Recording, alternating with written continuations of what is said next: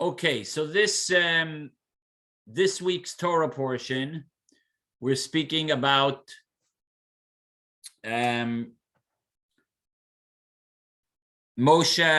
Rabbeinu giving his last words to the Jewish people before his death.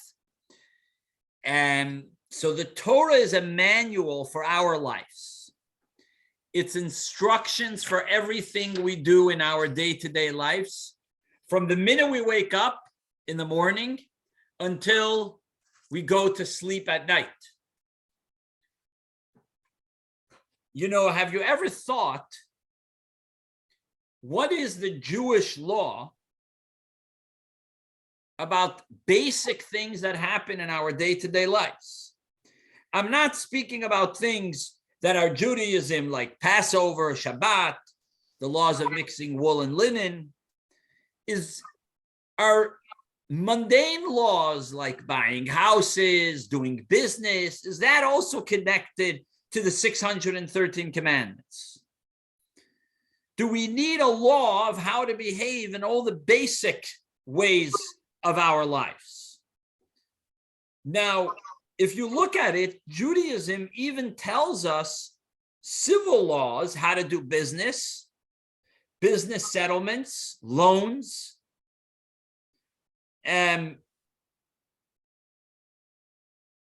when are you allowed to let a tenant go or not?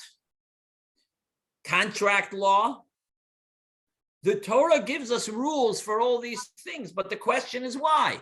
Why does the Torah have to tell me what I have to do with a business contract? If it wants to tell me how I should pray, I understand. But when it comes to business contracts, why would the Torah discuss that? Now, every civil society has laws. But why does Judaism have to get involved in this aspect of our life? What's Jewish about it per se? Now, there's many great rabbis, including this rabbi here in text number 1, one of the great rabbis, the Barbanel, which lived in the year 1437 through 1508 in Portugal. He asked this question: what does civil law have to do with Judaism? How is it connected with Judaism? Why is it so important that Jews should live their mundane life by a prescribed way of life that the Torah tells us? Of course, we have to think broadly and articulate what Judaism says, but we're going to bring a verse from the Torah here in text number 2 and explain how this is connected with our day-to-day lives. So we have here a verse in text number 2. It says as follows: you should do what's kind and right, what's proper and good in the eyes of God. But wait a minute. Why does there have to be a specific law to keep the laws? You know, you tell your child, I want you to be in bed at 7 o'clock. You tell your child, I want you to clean the dishes after you eat. You tell your child, I want you to close the door after you leave the room. Shut the light, whatever it is. Why does the Torah have to, in addition to give the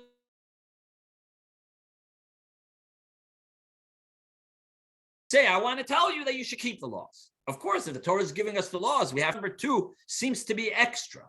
Now, commentaries say the Torah is talking about a specific type of law. There's a law which has to do with neighbors. If you own a field and next door you own another field, or actually you own a field, your friend owns the field next door, and he wants to sell it.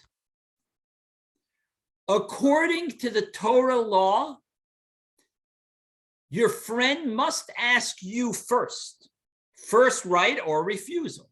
He must ask you first if you want to buy the field. If you say no, then he could sell it to someone else. If he sells it to someone else without asking you, then the one he sold it to is required to sell it back to you if you want that field. As we see here, the Maimonides brings this in the laws of neighbors, that it's a requirement of your neighbor to ask you first before he sells the field to anyone else. Now, the Torah means do what's proper and good. The Torah made the law convenient for the neighbor so he should be able to expand his field.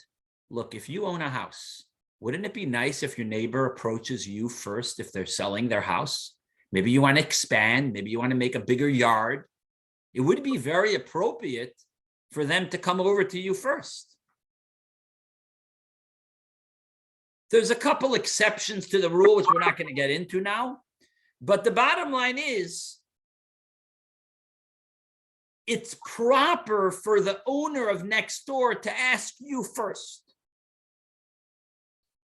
Now, in civil law, this might not apply. Of course, there's many legal laws. There's one of the 7 Noah laws that there should be judges all over the place.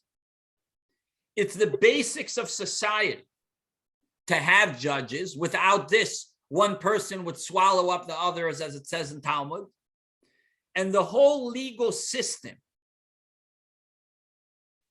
is here basically not so much necessarily for the positive, but it's so people should not steal, should not kill, should not be dishonest. Judaism, in other words, not to commit a crime, not to commit fraud.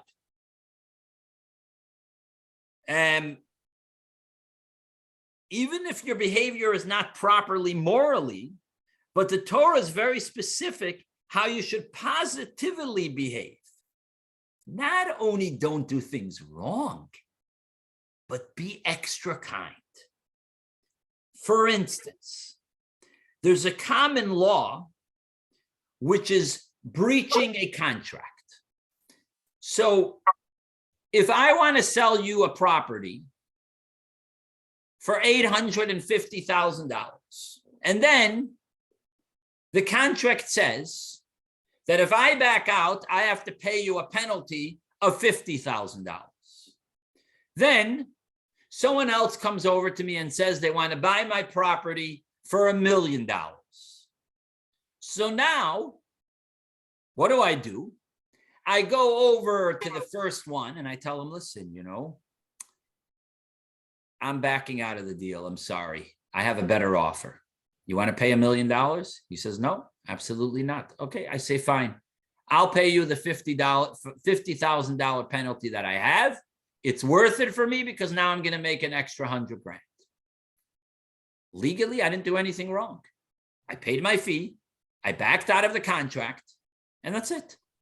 I don't have to keep my word. But guess what? According to the Jewish law, you must keep your word. It's not doing what's right or what's wrong.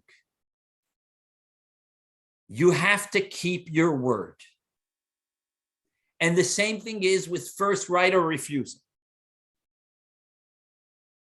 If I sell the field to someone else without talking to my neighbor, I didn't do anything wrong. I sold the field. I don't have to talk to the neighbor first. I got a good deal. Maybe he didn't want to pay it. No. According to the Torah, it says, look, you sold the field. The guy that bought it has to go back to the owner.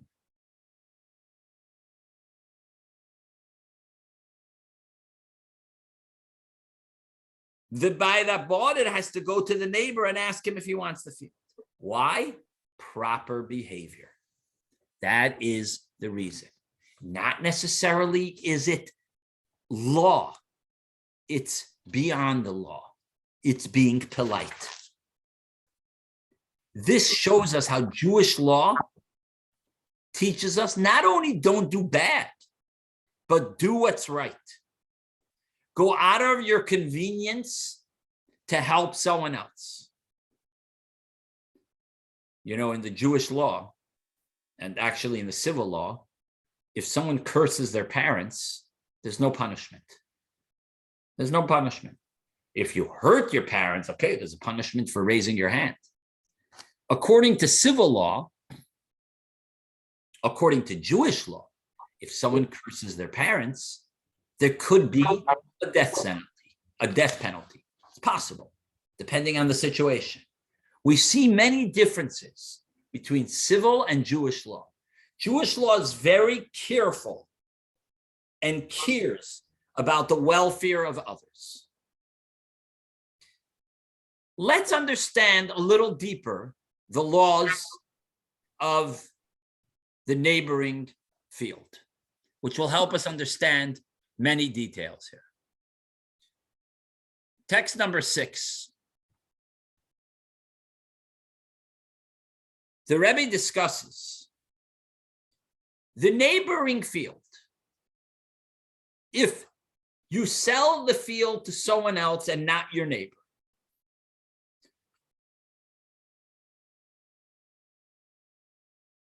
so the guy you sold it to has an obligation to sell it back to the neighbor of where he bought the field.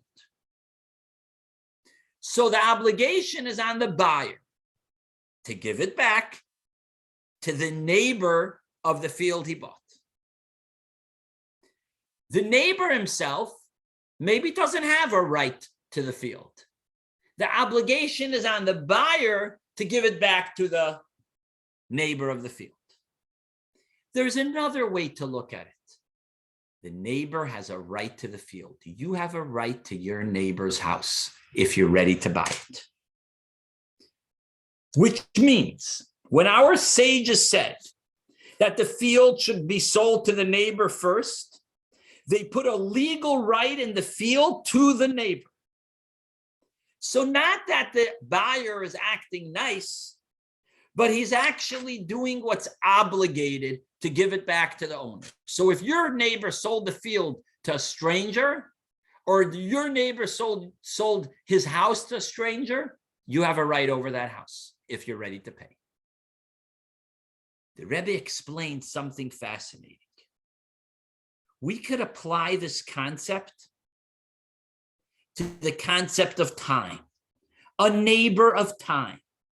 You know, us Jews are very much into time. What time is it? It's almost time to pray mincha. What day of the week is it? It's almost ready to cook for Shabbos. What month is it in? It's almost going to be the high holidays. Is it soon Hanukkah? Is it soon Purim? Is it soon Passover?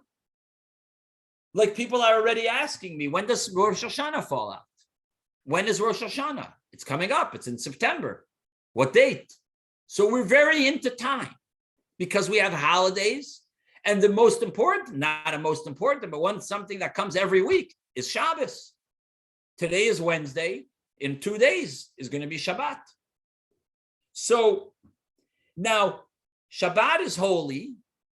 The day of Shabbos is holy. But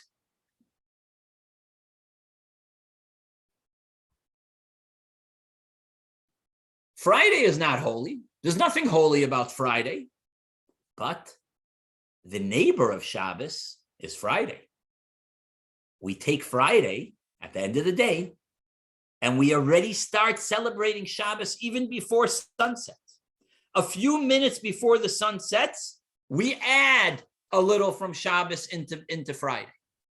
That's a neighboring of time.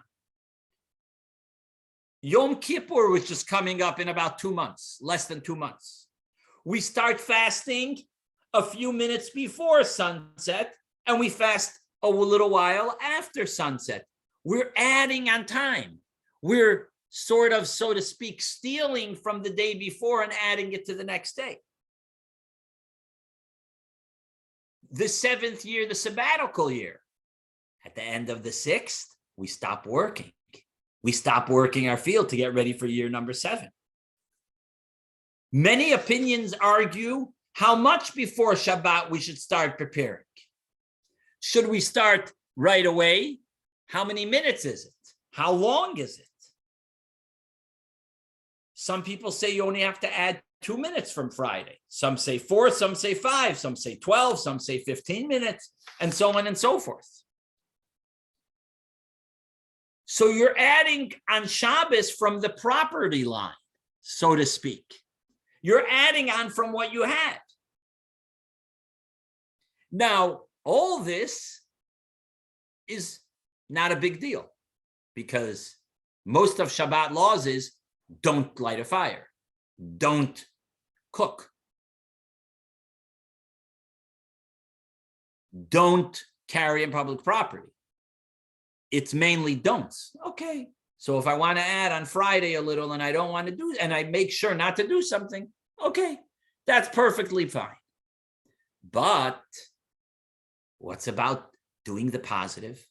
Am I allowed to make Kiddush early on Friday? Am I allowed to celebrate my Shabbat dinner? If Shabbat starts at 9, could I start it at 8? Not working, I could pick any day. If you don't want to work today, you just want to sit in your pool, which you might be able to do on Shabbos, you might not, but let's say you could. So you just want to take a day off, no problem. But when it comes to making Shabbat positively holy, could I do that early? Well, it depends. If I say that the obligation of the field, going back to the field discussion, if the obligation of the neighboring field is on the buyer, that he has to give it back, but the neighbor has no rights to the field, the obligation is on the buyer, then it means that the neighbor doesn't have a right to the field, so to Friday has no right to Shabbos. Friday doesn't necessarily have a right to the day of Shabbos, meaning we have to try to figure out and understand if there's a connection between if it's possible to make Friday holy, as the Rebbe explains here in text number 9. So the conclusion basically is you're allowed to accept Shabbat early. And by the way, it's very common. It's a very common thing that people do on a pretty much on a regular basis, especially when you have Shabbat starts in many places, especially in Europe, more north in Canada. Shabbat starts sometimes at 9:30 at night. So you cannot eat the Shabbat dinner till 10:30 if you follow the proper time. So we accept it early. You're allowed to do it maybe 2 or 2.5 hours early, which is actually nice because you're adding from the weekday, you're making the weekday into a day of Shabbat. You're making it holy. So it's perfectly fine to do that. One thing you cannot do is you can't eat matzah early. That's not allowed. Some people do the Passover Seder at 6 p.m. when it really doesn't start till 8 p.m. and they're busy eating matzah and drinking wine and they're not getting any mitzvah at all because it's still daytime. That's completely different. It's not allowed. So we basically look at neighbors and a neighborhood like something technical. You look at it like a unity of people. It's a whole group of people getting together, a collection of people which happen to live in the same neighborhood. Sometimes you're lucky and you become friends with your neighbors, and sometimes you're not so lucky and the neighbors don't behave the way you would like. Sometimes maybe it's your fault and you just have to give them a smile on your way out or back from work. Sometimes people don't relate and connect to the neighbors. They do their thing and that's it. But what we just mentioned about the laws of neighbors and the laws of Shabbat, how Friday becomes Shabbat's neighbor, and you include Friday into Shabbat. It's something very important. When you can make Kiddush early, it means Friday is also holy. A neighbor is not only someone that lives next to you, but you have a responsibility on them. And he's responsible on you. You'll influence him and he'll influence you. Look what happened when the Jewish people traveled in the desert. Perfect example. The Jewish people were in the desert, traveling in the desert. The Holy Temple was right in the middle. Moses was right near there. And two of the tribes, Yisachar and Zevulun, were right near Moses. Guess what happened to them? They became great Torah scholars because they were hanging out with Moshe, as we see in the Medrash quoted in text number 11a. Then we see unfortunate neighbors, unfortunate situations. Sometimes you see Korach gathered 250 men and rebelled against Moshe. They fought against Moshe Rabbeinu. Why?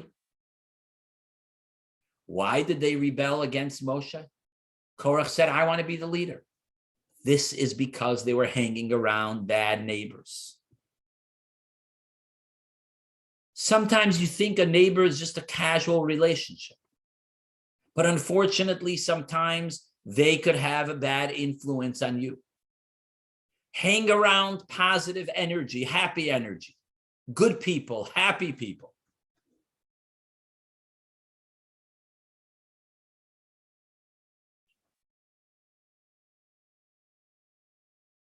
Keep tabs on your neighbors. Be polite to them.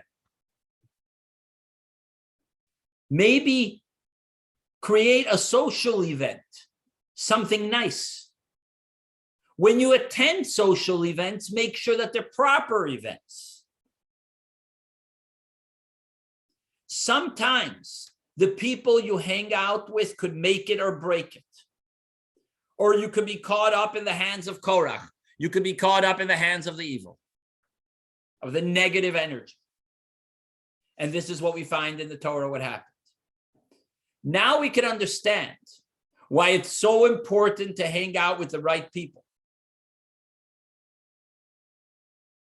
The Maimonides says here very interestingly in text 12b, the Rambam says, hang out with good people. If every community that you try to go through has very negative people around you, the Maimonides says, live alone in a desert, live alone in a field. Obviously, this is an extreme opinion, but his point being is, if you're going to get influenced by them, then move away from them or you influence them. Where does the Maimonides get this, the guts, so to speak, to say this? It comes from these laws of the bar mitzvah, of the neighbor. Me and you are neighbors, not just coincidence. It's hashgacha pratis, it's divine providence that I'm living next door to you. There's a reason for it. There's something behind it, why we're living next door. God made us neighbors because we have a connection with each other. Our fields are linked and we are linked. Humans are created in the image of God, with strengths and potential to choose what's right, to channel positive energy or the opposite. The point of all this discussion is as follows. It's a very profound message for our lives. And a deeper understanding of the Jewish principle of our responsibilities. When you live amongst people, It's important to remember the importance of social interaction and the obligation to choose your company with intelligence. Not only when you're in shul, not only when you're in a holy place, but wherever you are, share the proper values. Your children should not be with bad children around them. It's a call of action that every time that you interact with a neighbor, it should be a proper neighbor. And more than that, not only stay away from the negative, but try to help. Your neighbor's problem becomes your problem. Not only to be nice when you're able to, and then you contribute to the next person's life, but you have to remember all the time that you have a responsibility. Not only to help someone else, but also how could I make their life more comfortable? Like the law of the neighbor. How could I make my neighbor's life more comfortable? Maybe when I sell my field, I'll sell it to him.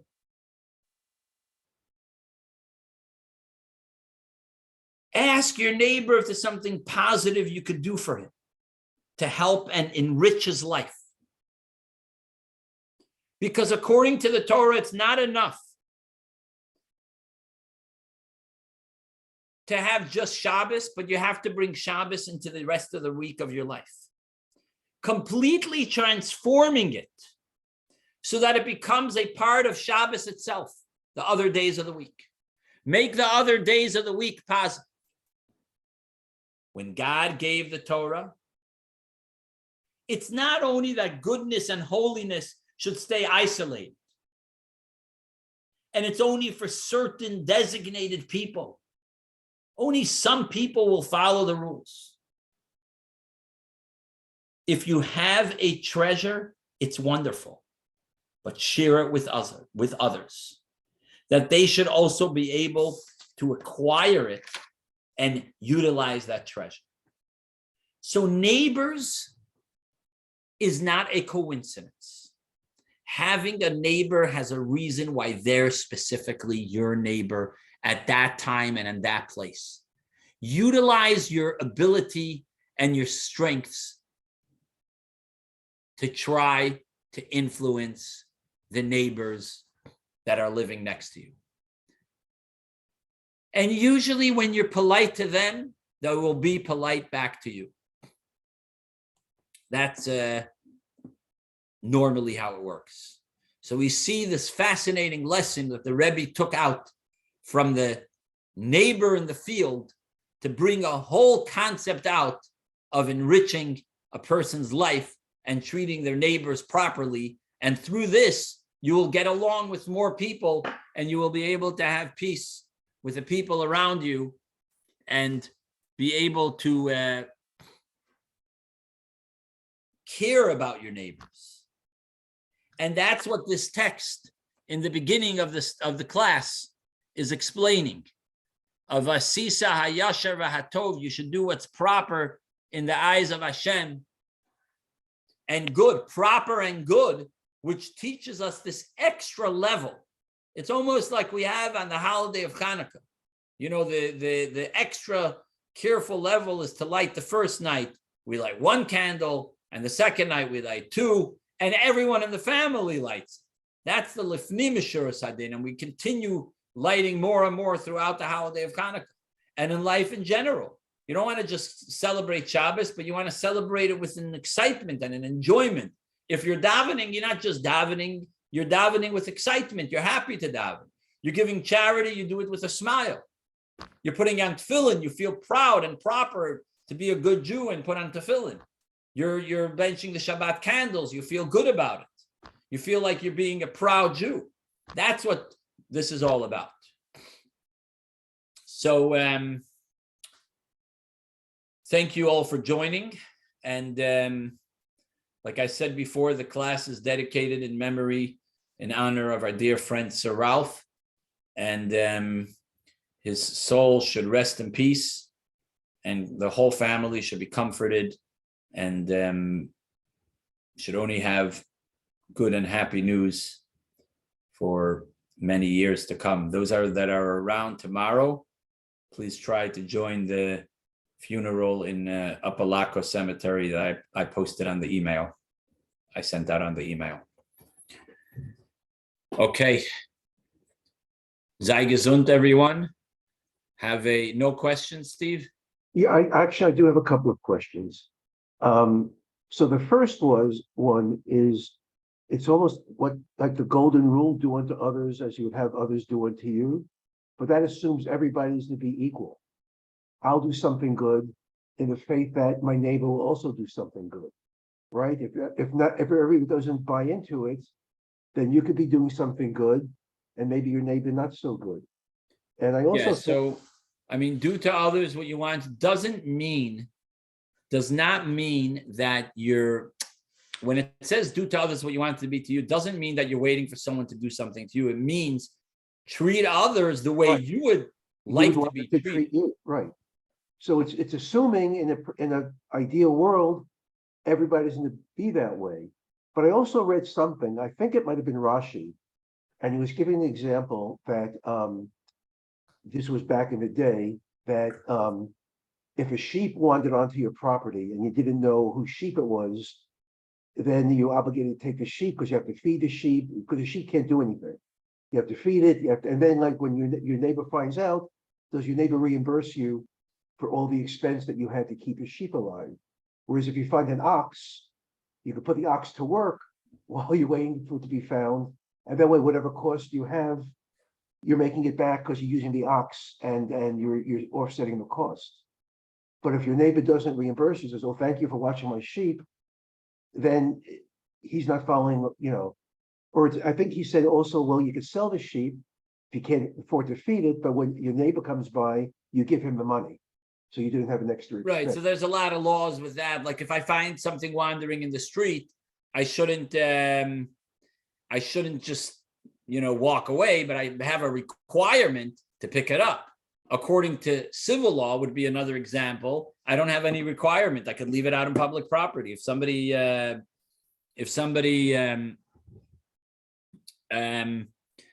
lost something and I'm not interested in picking it up, so I leave it there. According to the Torah, you actually have a requirement.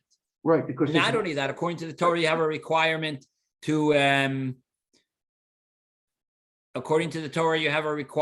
to say witness if you saw somebody doing something wrong.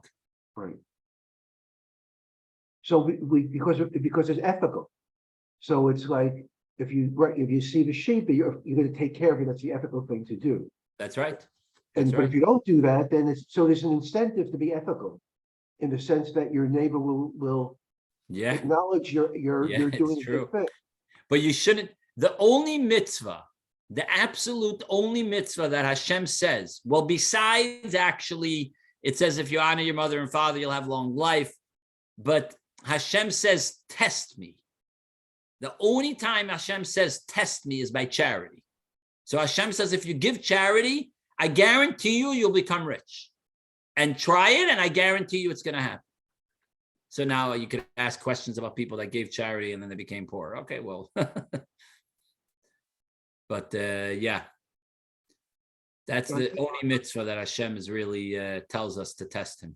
But if everybody would abide by that, then you get rewards for doing the right thing, as opposed to look what I did and nobody appreciates you still get the mitzvah for doing it, but it's like if everybody is doing the same, then I think there's more of those connections.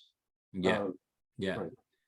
Yeah, and that's what the Rebbe's idea was always: get people to do good deeds. We have to try to, instead of, if we sit and kvetch and complain about everybody that's doing bad things, then we become part of the problem, not part of the solution. Right. If we come up with, okay, my neighbor, one person, I try to be nice to him. If I think he's rude, you know what? Like we just said, maybe be nice to him and he'll be nice back to you. But we try to avoid them. We don't want to look at them. They're bad people.